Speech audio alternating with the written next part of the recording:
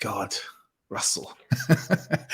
And it's like I'd been in Vipassana for a 10-day silent meditation retreat, for those who don't know, maybe a month and a half ago. And I'd contemplated a question, and it was like, is there any women out there that think, feel, or believe that I raped them, right? Or sexually assaulted them?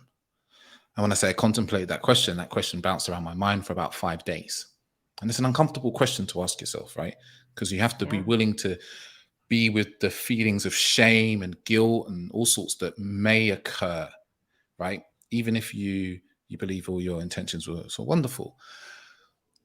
So when the Russell stuff broke, I was like, okay, I've talked about kind of rape and rape culture quite a bit in my work with women that I work with and with my partner especially.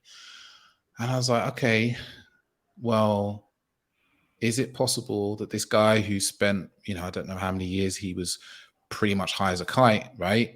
Doing various drugs and heroin and so forth, and drinking, and in the public eye and the party eye, being very promiscuous, as he says. Is it possible that he got into situations and doesn't remember, as we talked about before? Is it possible that he got into situations where for him, it would all seem very consensual and like two people wanting to co-create a beautiful experience? Is it possible for him to get in situations where he is not fully connected to the emotions, the feelings, and experiences of the woman that he's with, right? And I kind of went back into my own question that I had, and that was what I often come to is like, we all have an experience of maybe having a discussion with a friend, right?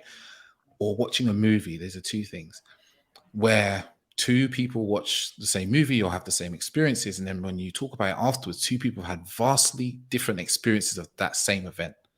Like in it's an argument, we've misheard something, or we heard